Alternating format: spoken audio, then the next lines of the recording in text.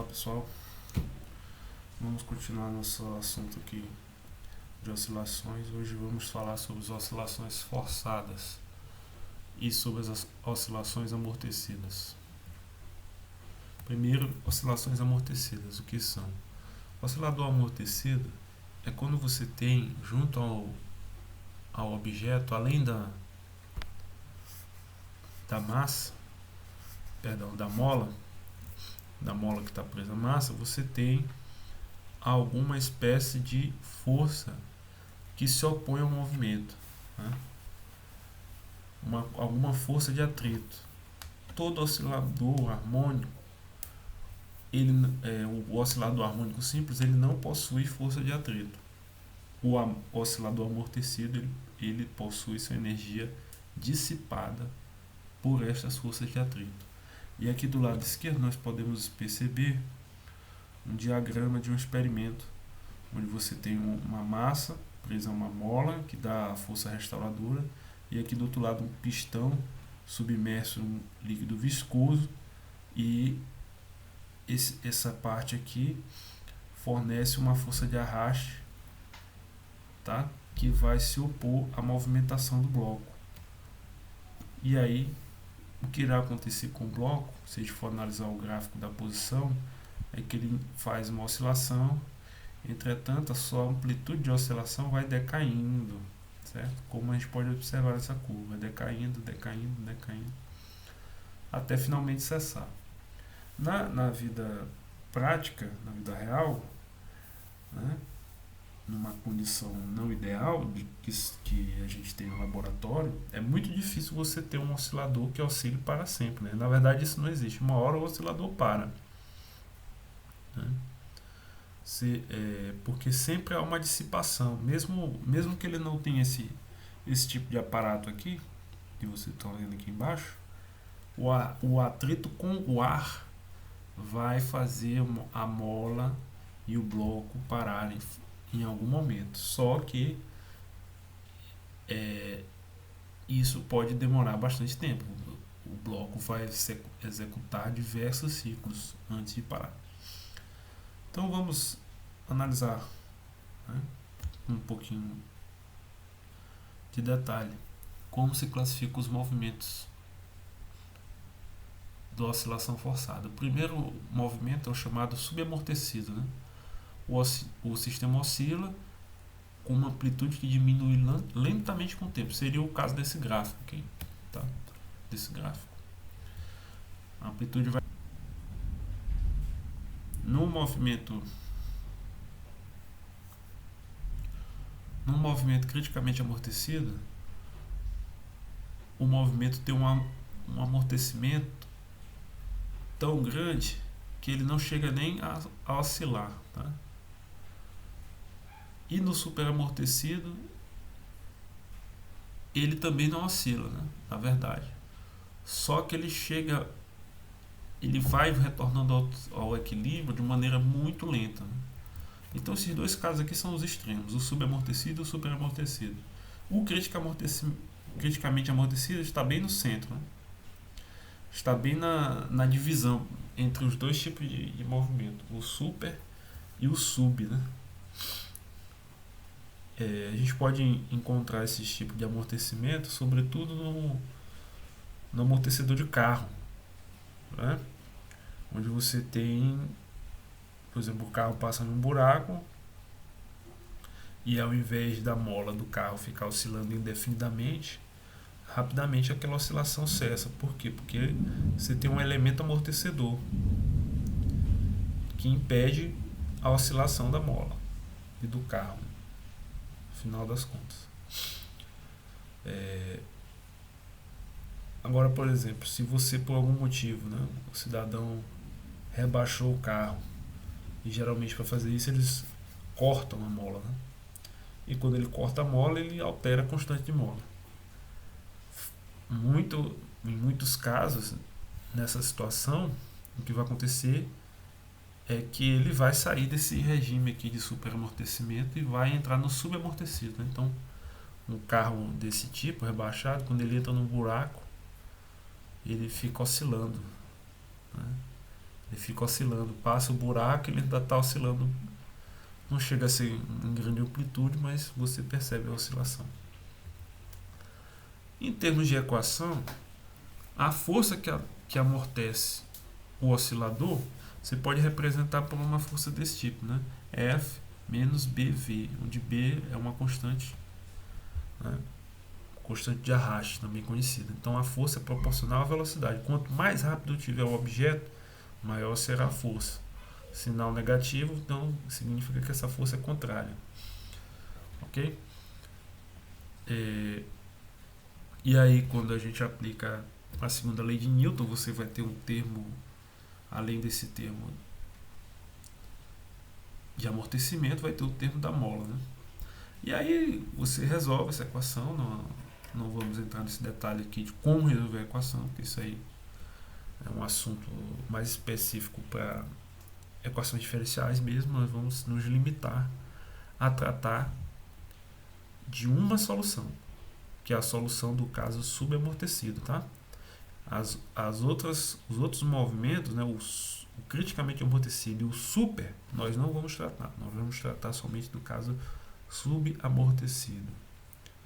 Esse caso subamortecido ocorre quando essa constante de amortecimento ela é bem pequena, né? Então a solução é essa. Você pode ver que o A0, que é a amplitude do objeto, do oscilador, o cosseno, que a gente já conhece, cosseno de ômega t mais delta, e na frente do cosseno você ficou com uma exponencial, tá? Essa exponencial aqui, veja que ela é uma exponencial negativa, então esse termo aqui representa o amortecimento que o oscilador sofre, tá? Então fica uma parte que é relativa à queda na amplitude e outra parte que é relativa à oscilação. Tudo bem? Agora tem um detalhe, essa frequência ômega aqui, ela é diferente da frequência ômega que nós conhecíamos do movimento harmônico simples, né? Agora nós vamos chamar a frequência angular do oscilador harmônico de frequência natural, tá? Raiz de K sobre M. É o caso quando não há amortecimento. E a frequência ômega do caso subamortecido, ela está relacionada com a frequência natural através dessa expressão, tá? Ômega que multiplica a raiz de 1 menos B sobre 2m ômega 0 ao quadrado. Agora veja o seguinte detalhe, se B for igual a zero, veja que tudo cai lá no MHS, porque exponencial de 0 é igual a 1, então a solução fica simplesmente A0 cosseno de ômega t. E se B for 0 aqui, ó, isso aqui sai, fica a raiz de 1, que é 1, tá bom? Então o caso subamortecido é um caso mais geral, tá bom? O MHS seria um caso particular do caso subamortecido. Aqui vamos observar um pequeno exemplo de um oscilador subamortecido, né, com frequência angular de 20 radianos por segundo. E veja que aqui a x em função do tempo, tá? Então, à medida que o tempo vai passando, a amplitude, ó, vai caindo, vai caindo, vai caindo, vai caindo. Agora vamos olhar aqui no GeoGebra. Você pode ver o seguinte. Eu vou mudar aqui os parâmetros. Aqui o amortecimento, né, constante de amortecimento, constante de arrasto, perdão, o B, está igual a 1. Eu vou diminuir o amortecimento desse oscilador. E veja que se eu aumento, né, em 3 segundos, a amplitude já é bem pequena, né, já está quase parando. E agora, se eu diminuo o coeficiente B, veja que eu vou aumentar a amplitude para ficar conversando igual a 1. Veja que a amplitude vai diminuindo bem lentamente, tá? Bem lentamente. Então, a aqui em 3 segundos, 3,2, o oscilador ainda oscila com uma amplitude razoável, ainda é bem perceptível, né? Então você vê que isso aqui controla tudo. Claro que também tem influência da massa, né? Se diminuir a massa, você ainda consegue ter uma melhor qualidade desse oscilador. Tá? Essa função vermelha é a função aqui do oscilador subamortecido. Esse tal eu chamo de... é uma constante que nós vamos definir adiante. Tá? E agora veja o seguinte, se eu aumento o amortecimento, né? E vou mudar um pouquinho a massa também aqui, você vê que, olha, já tem uma diferença razoável aqui entre a frequência natural do oscilador, que ele teria se não houvesse o amortecimento, e a frequência que ele está oscilando de fato, tá? Que é essa que vocês estão vendo, tá bom? Então vamos falar mais, vamos para frente.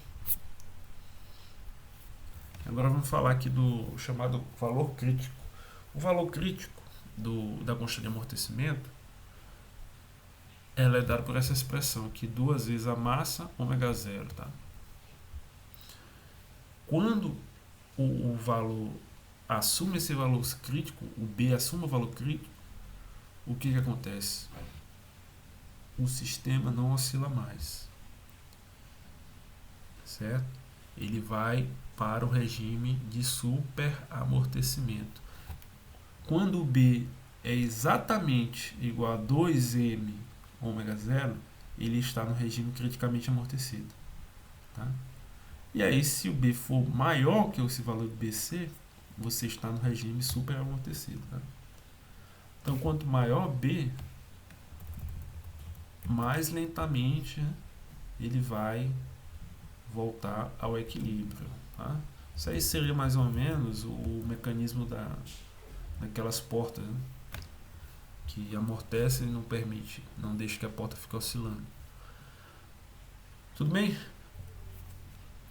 E aí a gente pode definir o chamado tempo de decaimento como a razão entre a massa e o parâmetro B, tá? E fazendo isso, o tempo de decaimento, né? Você fazendo essa definição, você pode reescrever a equação de posição, tá? A ficar zero exponencial de menos t sobre 2 tal cosseno de ômega t mais delta. Fica mais simples, tá bom? E aí a gente falou da posição, podemos falar da velocidade. Como é que se obtém a velocidade? Deriva a posição, v dx dt. Quando a gente faz essa derivada, o que aparece? Você aparece que a velocidade tem um termo exponencial que não some, né? Você deriva e ele não vai sair. E devido ao cosseno, você deriva e vai ter 2 partes, uma parte em cosseno e outra parte em seno. Já é uma expressão um pouco mais complexa.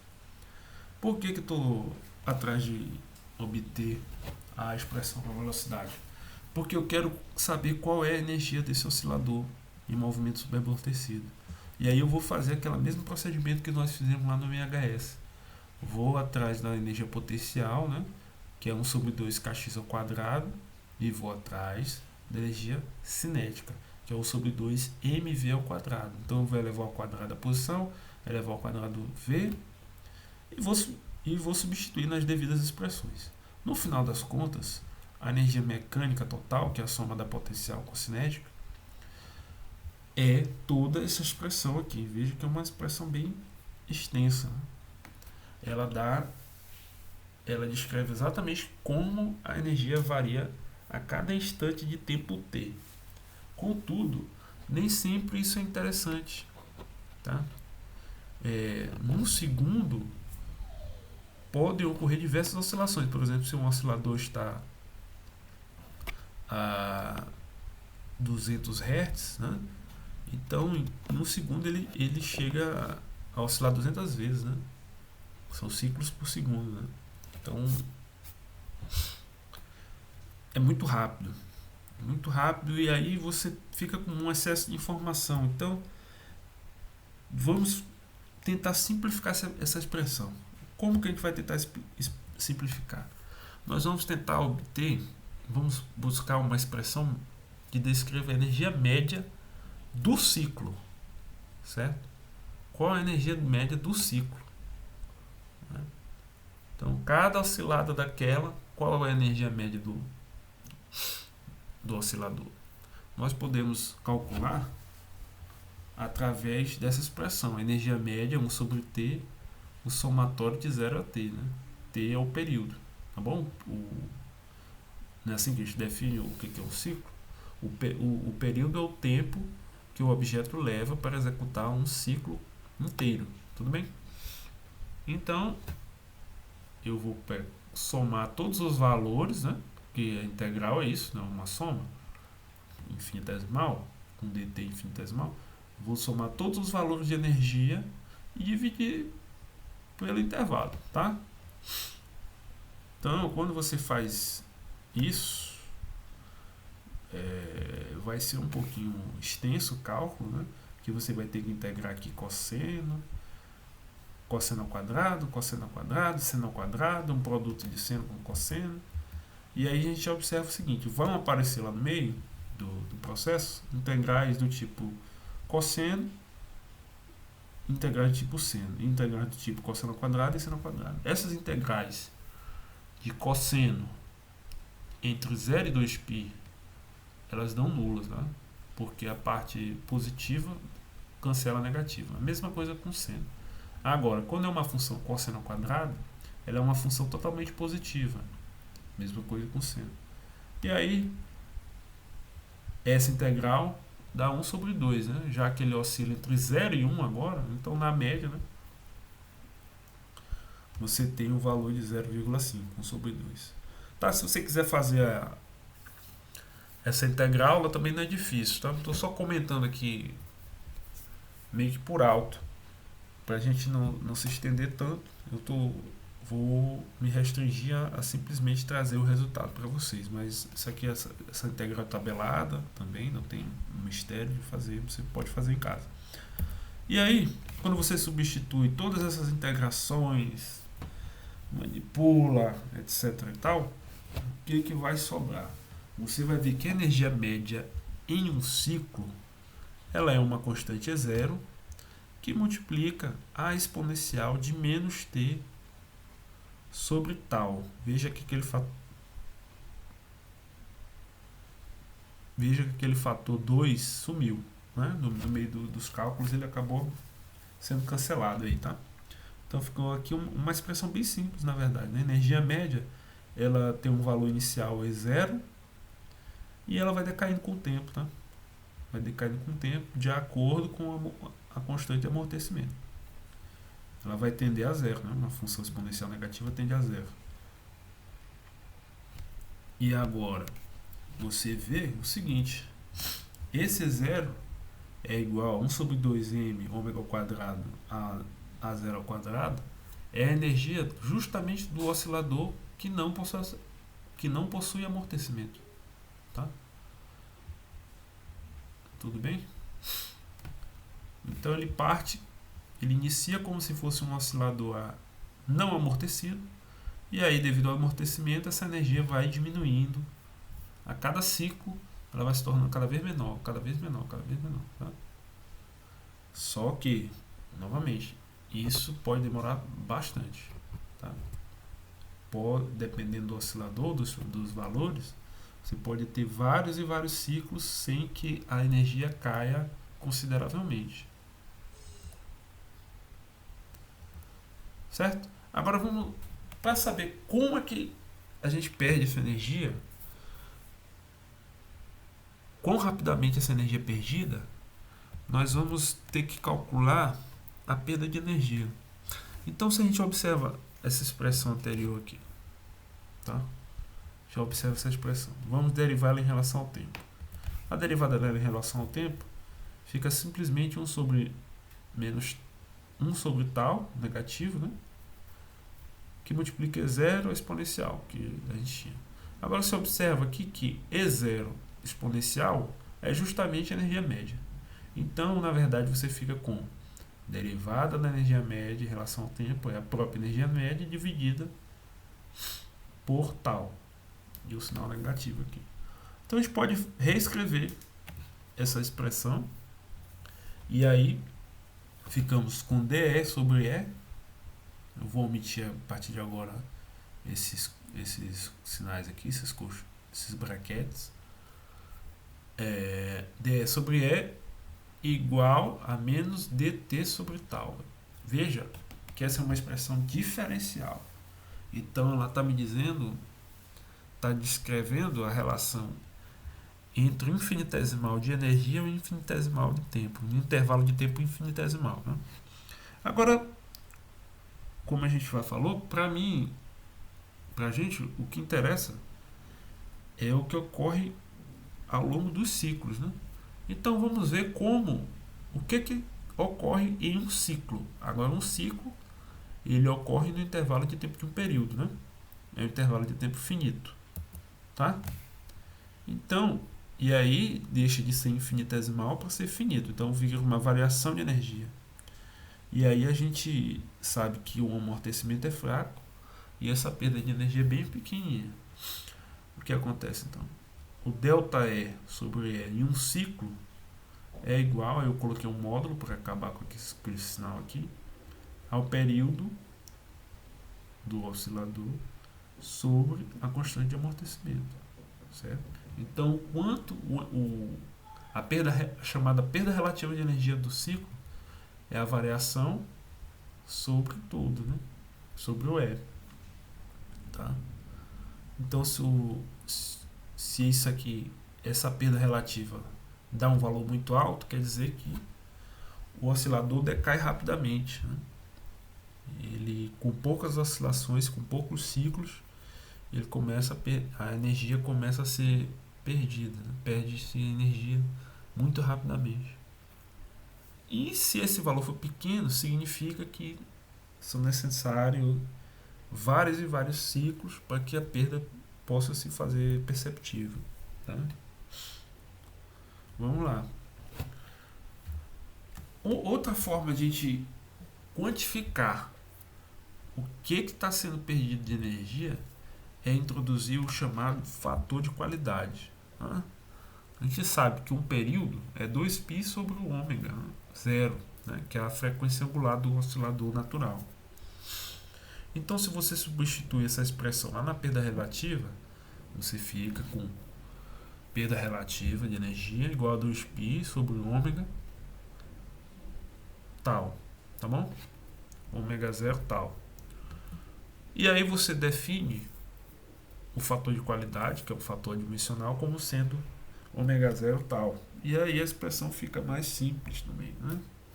Então a perda de energia é inversamente proporcional ao fator de qualidade. Então o oscilador com alto fator de qualidade, ele perde muito pouca energia, né?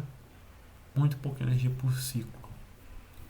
E o oscilador com baixo fator, a perda dele é muito grande, certo? Claro que no oscilador subamortecido a perda é sempre pequena, né, no final das contas, mas ela é pequena, mas ela pode ser, você pode comparar, né, os valores e ver qual oscilador se aplica melhor à situação que você deseja estudar, tá? Outra possibilidade, à medida que você define o fator de qualidade, é escrever a frequência do oscilador subamortecido em função do fator de qualidade. Veja que a expressão ficou bem mais simples, né? Ficou aqui esse fator que era um pouco mais complicado, ficou 1 sobre 4q ao quadrado. Tudo bem?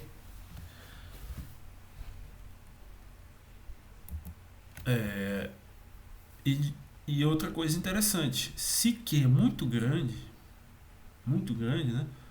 1 sobre Q ao quadrado vai tender a zero, quando Q tende a infinito, né? Infinito, no nosso caso, seria um número muito grande. Então, isso aqui fica tendendo a zero, então aqui fica a raiz de 1. Então, quando Q, o nosso fator de qualidade é grande demais, A frequência angular é praticamente igual à frequência natural do oscilador. Seria praticamente com o oscilador sem amortecimento. Vamos resolver o exemplo 4. O exemplo diz o seguinte: quando a tecla Dó de um piano, cuja frequência da nota é de 262 Hz, é tocada, ela perde metade da sua energia após 4 segundos. Então, queremos saber qual é o tempo de decaimento tal. Letra B, queremos saber o fator Q para esta corda. E C, qual é a perda relativa de energia por ciclo. Então, primeiramente, nós vamos perceber que a corda perde metade da energia, né? Ou seja, a energia final, ao longo, após esses 4 segundos, é E0 sobre 2, né? E0 é a energia inicial, tá? Para quem não sabe, o piano, dentro dele existem várias cordas esticadas e elas são responsáveis por produzir o som. Então, se a corda perde metade da energia, então vamos lá, o que vai acontecer? Você pode usar a expressão lá da energia média por ciclo, né, que decai com o tempo, e vamos simplesmente substituir. Aqui você coloca a energia depois dos 4 segundos, que é 0 sobre 2. Aqui é 0, energia inicial, exponencial de menos 4 sobre tal. Tá bom? Então, você pode cortar 0 com E0, fica simplesmente 0,5 igual ao exponencial de 4 dividido por tal. Então, o que você vai fazer? Você vai aplicar um logaritmo nos dois lados da equação, no primeiro e no segundo termo. E o que isso vai produzir? Então fica ln de 0,5 é igual a menos 4 sobre tal, né? Aplicando ln na exponencial, você sobra somente o argumento, tá? Então você faz uma manipulação, calcula ln de 0,5, o tal está dividindo, passa para o outro lado multiplicando, então fica menos 4 dividido por menos 0,631. E o resultado dá 5,77 segundos. Esse é o tempo de decaimento, né? Então metade da energia foi perdida após metade da energia foi perdida após 4 segundos, né? Então o tempo de decaimento demarca aí uma perda de energia ainda maior do que a metade, né? Já vai estar bem reduzida a energia do corpo vibrante, certo? Então você percebe que é um tempo considerável, né? Então agora uma pergunta interessante é você saber qual é o fator Q, né? Então vamos lá. Fator Q, você sabe que a definição dele é a frequência angular natural vezes o tempo de decaimento. A frequência angular natural é 2π vezes f. F é a frequência. Então, o ômega 0, 2π, que multiplica 262. Tá? Ou então você pode substituir logo tudo aqui, o ômega 0 na expressão do Q. Então fica Q é igual a 2πf tal. Então agora é só substituir valores. 2, coloca o π, o valor da frequência e o valor do tempo de decaimento que você obteve no item anterior. A resposta é 9.493,7, né? Então é uma unidade adimensional, não tem unidade, é um número bem alto, tá bom? E aí vamos para a perda relativa. A perda relativa de energia é simplesmente 2π sobre Q. Então você pega o resultado da letra B, substitui, tá? Joga aqui e não vai ter mistério nenhum, simplesmente a perda de energia por ciclo é 0,000661. Tá? Então, por ciclo, a perda é muito pequena, né? Muito pequena mesmo. Tanto que a metade da energia foi perdida depois de 4 segundos. Né? Então, se você tiver intimidade aí com o piano, ele tem essa característica. Né? O som dele demora a parar de ser ouvido. Né? Você demora, aquela nota se sustenta por um bom tempo. Né? Alguns instrumentos não têm essa característica. A nota decai muito rápido, o tempo de sustentação da nota é pequeno. Vamos para frente. Né? E você pode também escrever em notação científica. Talvez até seja mais interessante. 6 vezes 10 a menos 4. Agora vamos falar de oscilações forçadas. Né? Ora, a gente viu que o oscilador, devido ao amortecimento, ele vai parar de oscilar. Né? E se eu quiser manter esse oscilador oscilando indefinidamente, o que eu tenho que fazer? É muito simples, eu tenho que injetar energia nesse sistema para compensar a perda. Então, quando eu compenso a perda, ele fica oscilando indefinidamente, porque ele tem uma fonte externa de energia. Um exemplo bem simples seria um cidadão segurando um sistema massa-mola e aí ele balança as mãos para cima e para baixo. Enquanto ele estiver balançando as mãos para cima e para baixo, o sistema massa-mola vai continuar oscilando, não vai parar de oscilar nunca. Tá? Agora, se ele parar de balançar as mãos, fatalmente haverá um momento que o arrasto com ar vai diminuindo o movimento do bloco e esse movimento vai cessar e ele vai parar de oscilar. Então essa força externa, no caso aqui da figura, é uma mão. Né? Mas de modo geral, eu chamo essa força externa ou força de excitação num formato de cosseno. Tá? Eu tenho uma amplitude F0 e essa força externa, essa força de excitação, ela vem com uma frequência ômega-t. Certo? O que acontece? Aí você fica com uma equação diferencial também. Essa é bem mais complicada que as outras de resolver. Tá? E aí a solução dessa equação vai ter duas partes, vai ser a soma de duas partes. A parte transiente e a parte estacionária. A parte transiente, com o passar do tempo, ela acaba sumindo, né? E a parte dominante mesmo é a solução estacionária. Isso aqui só ocorre nos primeiros instantes do movimento, mas o movimento que permanece, ele é descrito pela solução estacionária, que é o que nos interessa. A solução estacionária, ela tem uma forma bem conhecida da gente, tá? É um A cosseno de ômega t mais delta, que a gente já está bem familiarizado. Mas tem um porém. A amplitude agora ela é uma função. E ela é uma função que depende da frequência natural do sistema, depende da frequência da força externa, que é o ômega, depende do amortecimento. E esse delta, a constante de fase, a tangente dele também depende de todas essas coisas. Constante de amortecimento, frequência da força externa e da frequência natural do sistema. E também da massa. Tá? A massa também se faz presente aqui. Então, o formato geral da solução é simples.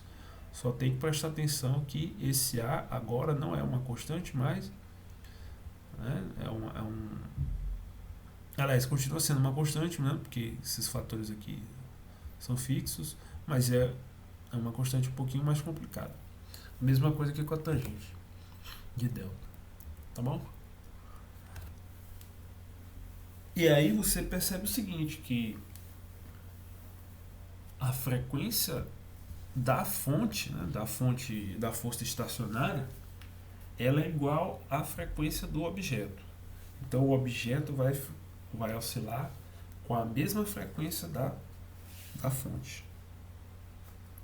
No caso que a gente viu ali no slide passado, vou voltar aqui um pouquinho, da mão com a mola, o sistema massa-mola vai oscilar com a mesma frequência que eu subo e desço as minhas mãos, tá? O problema é a diferença que vai haver uma fase, tá? Significa que essa fase vai fazer, por exemplo, no caso, quando a mão estiver no máximo, a mola não vai estar no máximo, na posição de máximo. Pode estar, com certeza vai estar numa posição intermediária, ou até no mínimo, dependendo da circunstância, mas dificilmente, não, aliás, não vai ser a mesma fase, tá? Vai ter um deslocamento de fase. Beleza? E aí o que acontece? Vamos supor que você consiga oscilar a mão com a mesma frequência com a mesma frequência natural da mola, tá?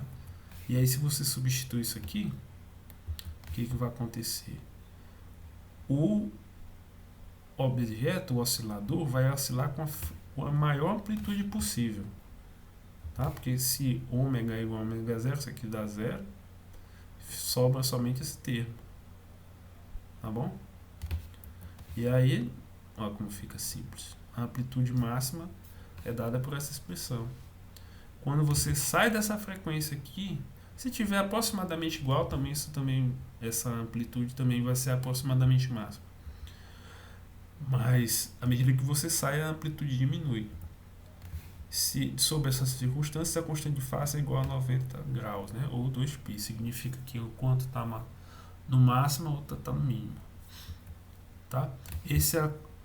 Essa chamada ressonância. Esse fenômeno da ressonância ocorre quando a frequência externa é igual à frequência natural do oscilador. Tá bom? Por isso, você também pode chamar o ômega zero de frequência angular de ressonância. Tá? Eu vou trazer aqui um exemplo. Tá? Essa simulação mostra o seguinte. Você tem aqui uma mesa oscilatória, tá? Que induz aqui um MHS nessa base, certo? E aqui um sistema massa-mola acoplado a essa mesa, a esse pistão da mesa. Então, se você olha aqui na lateral, eu tenho os valores da constante e aqui a frequência natural do sistema massa-mola. Tá? Então a frequência é de 1 Hz. E aqui eu posso selecionar a frequência de 1 Hz. Tudo bem? Quando eu coloco a frequência de 1 Hz, vou aumentar aqui a velocidade. Ó. Veja como a amplitude fica bem alta. Eu vou aumentar o número de ressonadores. E eles têm a mesma.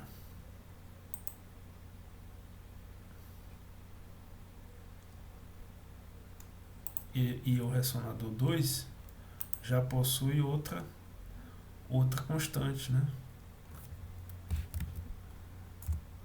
Veja que a frequência dele é 1.5 Hz. Então veja como a amplitude de oscilação dele é muito pequena.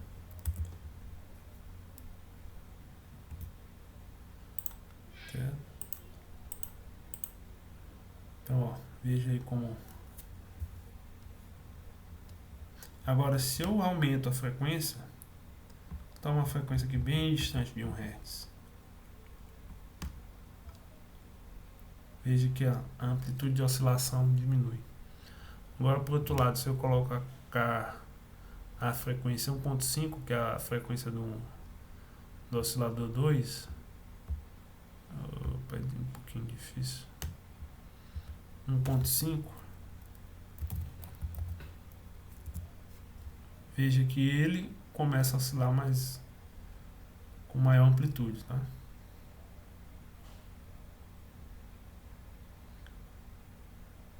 Tudo bem? Isso aí é o fenômeno da ressonância. Quando está em ressonância, a amplitude vai para o seu valor máximo, tá? Então vamos desligar aqui e voltar para o nosso slide. O fenômeno de ressonância, né, talvez você já tenha visto, naqueles experimentos onde o sujeito canta uma nota bem aguda, próxima a uma taça de cristal, e aí essa nota aguda possui a mesma frequência da frequência de ressonância da taça. E aí ela começa a oscilar com a mesma frequência da nota, e como está na frequência de ressonância, ela atinge a amplitude máxima de vibração. E essa amplitude máxima acaba, como está uma vibração de alta amplitude, acaba forçando a taça e ela acaba quebrando, né? Certo? Além disso, você pode analisar a chamada curva de ressonância. O que é a curva de ressonância? É onde você observa a potência média, né, que é injetada pela fonte externa no oscilador, né? E essa potência aqui nesse gráfico está em função da frequência. Quando você tem um grande amortecimento, né, significa que seu fator de qualidade é baixo. E aí o que vai acontecer com a sua curva?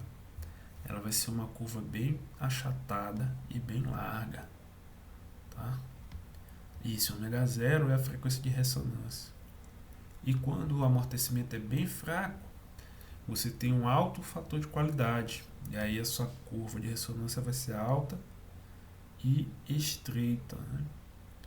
E veja que a potência vai lá para cima. Tá? Então o melhor aproveitamento mesmo é justamente quando está em situação de ressonância. Esse delta ômega eu chamo de largura de ressonância. É a largura na metade da altura máxima. Tá? E aí ela é definida simplesmente pelo ômega 0 sobre o que? Fator de qualidade. Tá? Vamos resolver um exemplo aqui bem rápido, né?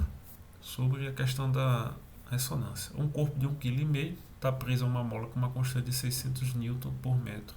Esse corpo perde 3% da sua energia a cada ciclo. Tudo bem? Esse sistema é excitado por uma força senoidal com F0, né, que seria a força máxima, 0,5 N. Determine a letra A, o fator Q. Então vamos lá, o que você tem que fazer? Primeiro, se ele perde 3% de energia, 3%, 3 dividido por 100, tá? Você converte de porcentagem para número decimal, você tem então que a perda relativa é 0,03, certo?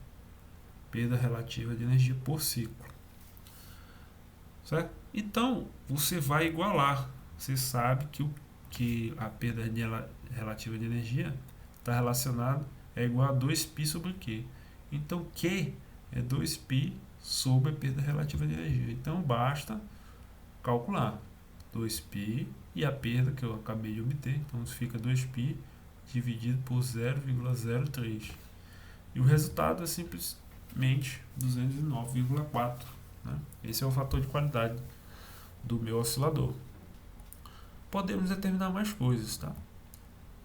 Ele pede para saber qual é a frequência de ressonância. A frequência de ressonância é simples calcular, a frequência natural, também conhecida, né? Frequência angular. Você simplesmente substitui em raiz de K sobre M. A constante K, constante de mola, é 600 e a massa do corpo 1,5. Isso aí dá uma conta bem facinho. Então a frequência angular dá igual a 20 radianos. Então essa é nesse valor que você encontra o fenômeno da ressonância. A largura da ressonância é dado por ômega 0 sobre Q. Então você divide 20 sobre 209,4, que você encontrou na letra A. O resultado dá 0,095. O que significa isso? Que a ressonância ocorre, quanto menor esse valor, mais estreito é aquela curva de ressonância. Então, se você sair um pouquinho desse valor aqui de 20, se for para 20, se for para 19, a diferença já se torna bem, bem marcante. Tá? Eu vou deixar para vocês fazerem o cálculo da amplitude da ressonância. A amplitude na ressonância, a resposta dá 17 centímetros. E a amplitude, quando a frequência, ao invés de ser 20, é 19. Passou um radiano por segundo só. Veja que a resposta muda completamente. A amplitude cai muito, cai de 17 centímetros para 0,85 centímetros. Por quê? Porque a largura de ressonância desse oscilador é muito pequena. Tá? Para você resolver essa letra D e E, vamos dar a dica aqui, você volta aí resolve por essas duas expressões, tá? Tudo bem?